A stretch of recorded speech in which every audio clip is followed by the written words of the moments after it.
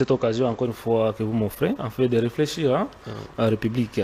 Ce qui est sûr est qu'aujourd'hui, la population dans son ensemble est unanime, sauf une frange de la population qui est dans le contexte de la jouissance, sont unanimes à ce que la Constitution reste intacte. Ouais. Pourquoi? Parce que pendant la campagne, le chef de l'État nous a dit ses priorités. Il a parlé en termes de la sécurité, en termes de l'unité et de la prospérité. Ce sont les trois éléments que le chef de l'État avait proposés aux Congolais. Et nulle part, il y avait la révision de la Constitution. La révision de la Constitution n'a jamais été une priorité pour le chef de l'État. Pour preuve, lors de son investiture en janvier, au-delà de ce qu'il a promis à la population, il a ajouté encore 6 engagements, n'est-ce pas? Dont l'emploi, il a parlé de la sécurité encore, il a parlé de la diversification de l'économie et sa compétitivité sur le marché, l'accès aux services publics et des autres engagements. Nulle part encore, il a parlé de la révision de la Constitution. Et donc la révision de la Constitution n'était pas dans son schéma. Et ce dont il a proposé, c'est ça ce que la population attend beaucoup plus de lui. La paix, la sécurité, le social. Et ce sont ces éléments-là qui feront en sorte que le chef de l'État Félix Antoine Tshisekedi reste cristallisé dans les mémoires collectives des Congolais.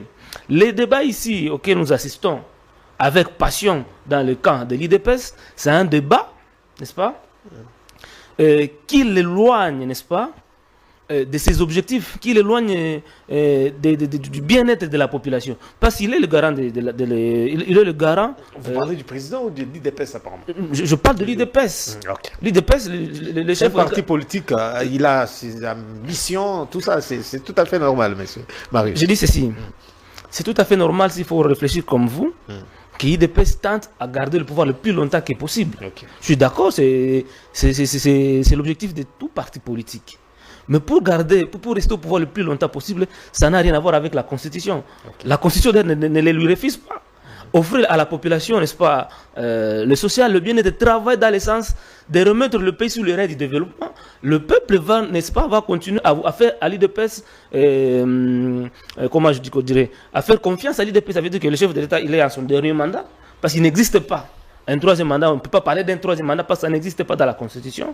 Le chef de l'État, si l'IDPS croit avoir bien travaillé, il peut encore présenter notre candidat, comme par exemple Augustin Kabouya. La population peut faire encore confiance, on les vote, ainsi de suite, n'est-ce pas? Et ça ne sera pas quelque chose de nouveau parce qu'il y a un pouvoir, en Tanzanie, il y a un parti politique en Tanzanie qu'on appelle Chama Cha Mapinduzi. Okay. Ce parti politique-là est au pouvoir depuis 60 ans. Et c'est chaque fois qu'un président finit ses 2 mandats, il passe, l'autre arrive. En Afrique du Sud, il y a le Congrès, le parti de Nelson Mandela, qui est là depuis l'apartheid. Et le parti de l'opposition n'a jamais le pouvoir. Ça veut dire que l'IDPS peut aussi rester au pouvoir, mais dans le respect des textes. Ouais.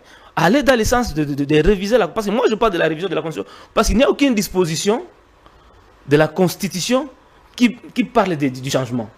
Changement, c'est un autre débat différent de la révision. C'est la révision qui est consacrée par la Constitution.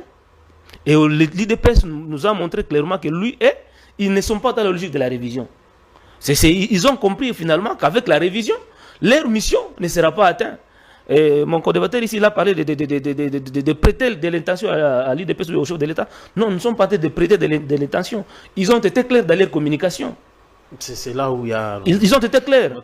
Et la clarté montre que ce qu'ils sont en train de chercher, c'est devenu l'article 222 parce que Augustin Kabouya, lors de sa communication, avait bien dit que 5 ans étaient insuffisants pour que le chef de l'État puisse réaliser sa vision. Alors il lui fallait 7 ans plusieurs fois renouvelables.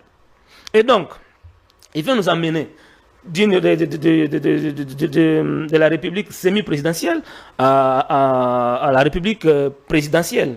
Et ça, c'est tuer encore davantage la démocratie dans notre pays. Parce que nous savons le limite, n'est-ce pas, du régime présidentiel, où nous l'avions déjà expérimenté, parce que nous avons déjà expérimenté presque tous les régimes. Avec Kassavoubou, nous avions le régime parlementaire.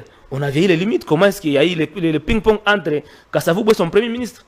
Nous avions connu, n'est-ce pas, le pouvoir présidentiel avec Mobutu. C'était la dictature institutionnalisée. Et c'est là où encore on fait encore nous remettre. Donc nous voulons encore reculer 30 ans après. Et pourtant nous devrions évoluer.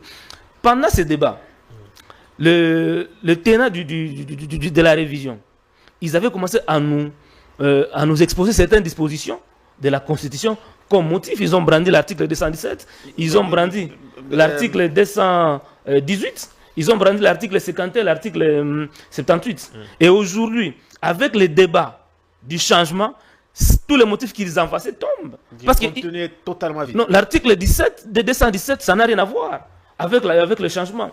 218, aucune disposition de la Constitution donne au chef de l'État, n'est-ce pas, le pouvoir de changer la Constitution.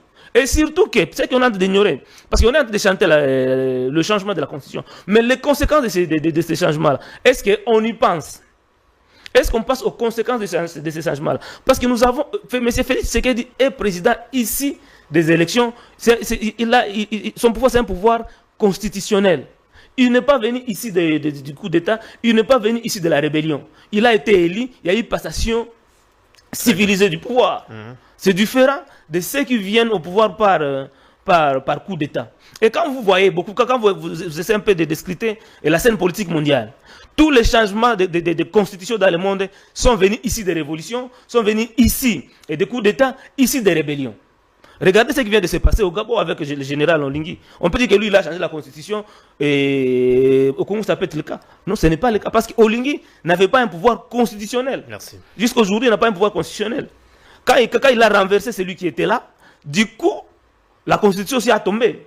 Maintenant, il fallait qu'il revienne à l'ordre constitutionnel. Maintenant, nous avons l'ordre constitutionnel bien établi dans notre pays. Aller dans le sens, n'est-ce pas, de changer la constitution, c'est un coup d'État contre les institutions qui existent. Mais dans l'entretemps, quand il y a un changement, il y a un vide qui sera créé. Et cette vide-là créera une crise.